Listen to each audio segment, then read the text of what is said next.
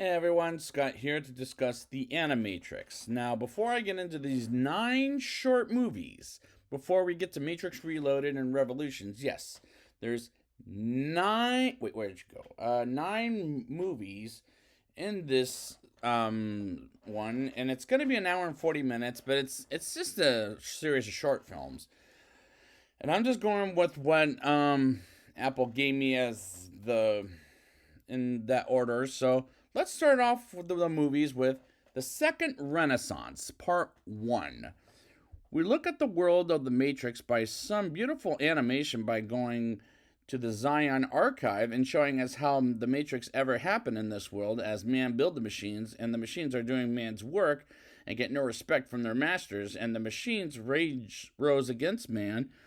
And this story reminds me of white supremacists going racist towards any different race, and it's a sad thing to deal with in life and in the movies.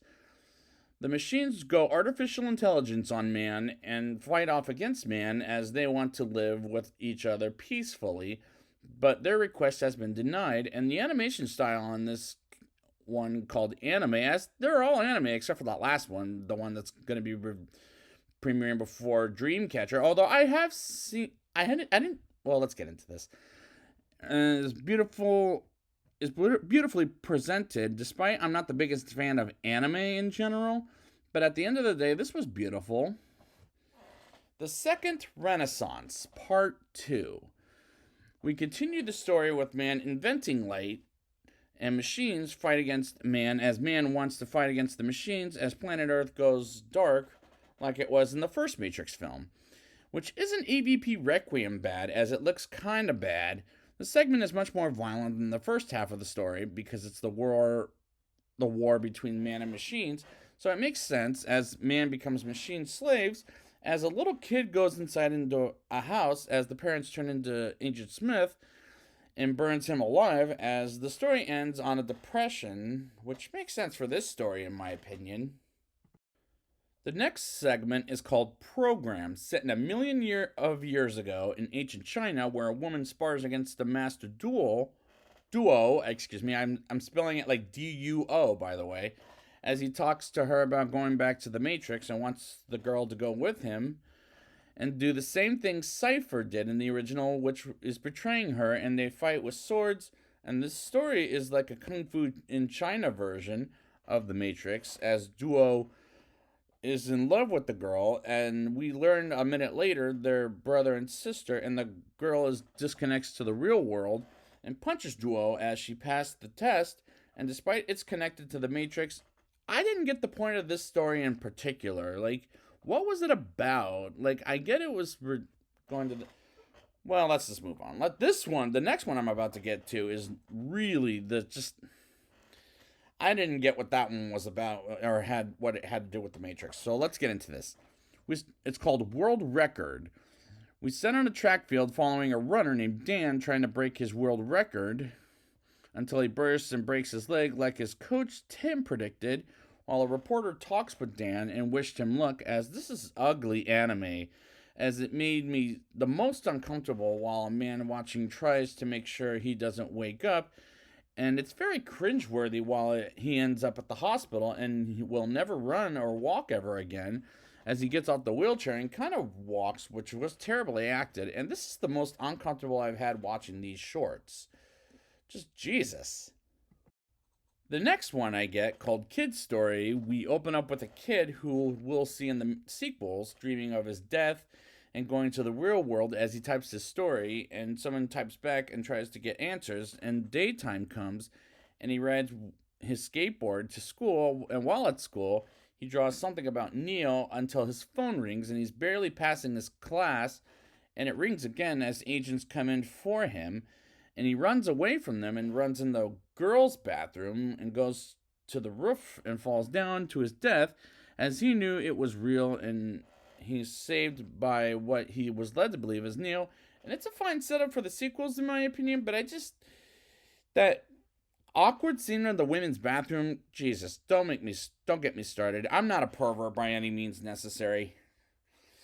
This next short is called Beyond, And this short, set in Tokyo, searches for a cat named Yuki while its master Yoko tries to feed her, but it's nowhere to be found as someone points out a haunted house.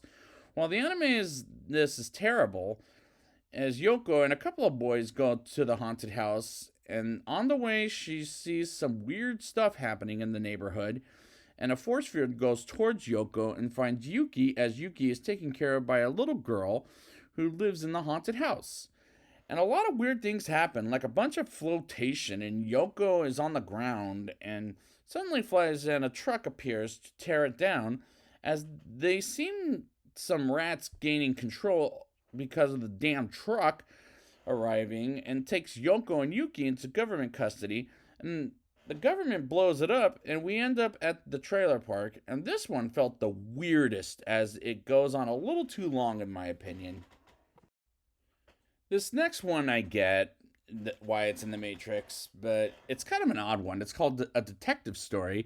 We get a private detective Ash, as this is one in black and white, and as he has a cat like in The Office, and like in the last one too, and he has no money and is still in business, as some agents call up Ash to find a computer hacker named Trinity from the first film. And this might be wrong to say anime and black and white don't mix well together, in my opinion. Trinity messages Ash as she goes through the Red Queen, which felt very Resident Evil, and he meets her at a train station and almost misses the train, but luckily he gets on and meets Trinity as she gets a bug out of Ash's eye, and some agents try to capture Trinity after she knows they're on the train, and Trinity learns Ash is copying an agent like they have powers to transfer like in the first film. And she shoots Ash in the arm, but Ash didn't get hurt, and as she escapes and points the gun at the agents as... And this was kind of an odd ending to an odd short, in my opinion. The next one, Matriculated, in a deserted land of a woman hunter for the machines hunts some machines as some targeted, and she runs as one poops out a tiny robot to detect where she's at, and that was hilarious. When the machines poop out a tiny robot as the two robots search for the hunter, and the hunter kills them off out of their misery, as it was a test, which was a dumb test. And I swear to God, I thought the female hunter was voiced by Michelle Rodriguez, but she wouldn't have room in this world. One guy programs all the crewmates in the Matrix, and they go to a world with things that look like bugs, but they're machines, and the female hunter is out of breath, and they go to a pinball machine of some kind, and I don't really care what's going on, and this is the weakest one I've seen because it's too damn careless for me, because it doesn't know what it wants to be, as these shorts are getting longer, and as I'm getting less patient with it, like beyond, this is going on a little too long. So in my opinion, this is the least interesting in the Animatrix shorts. As they get to the real world, Sentinels start attacking, and they're getting outnumbered and killed, and the traitorous robot attacks its own kind as to same the hunter, and it's too late as she's dead, and I don't care at this point anymore for this one. As we move on to the last one, called Final Flight of the Osiris, this one premiered before a Stephen King movie in theaters called Dreamcatcher back in 2003, before The Matrix Reloaded ever came out. And what do I think of this one? Well, we get Thaddeus and Ju practicing sword fighting in a dojo as they rip each other's clothes off, and they peek. It ends with them about to kiss, and they get out of the Matrix as they're getting attacked by those robot sentinels, and the ship on the Osiris, as there's thousands of sentinels heading to Zion, which will be introduced next time as they've got sentinels on their asses. And that's when they realize the sentinels are going 4 kilometers straight down to Zion, and Ju has no choice but to deliver a message to Zion.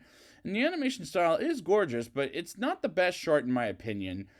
Ju gets to the Matrix to get to a postage pickup, and the crew picks up the die quicker than I remembered. And as she delivers the warning to Zion, Ju calls Thaddeus to get her exit, but unfortunately is too late. As the crew is dying, including Thaddeus, and the Osiris explodes, Ju dies with the Osiris exploding, and this ended up on a depressing note. But it was fine at best. I'll just say that. It was just fine. Now it's time for the rating. I'll give this show a 4.3 out of 10. Most of these shorts I didn't particularly care for because I didn't understand what in the hell was going on, and I was made at the one, and it was made as at the one before the last one. That's some.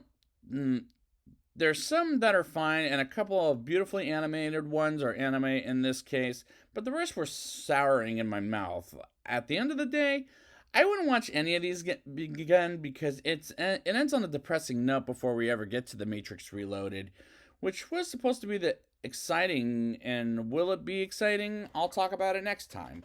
So I'll be back next time with the Matrix Reloaded, and until then, he is the one.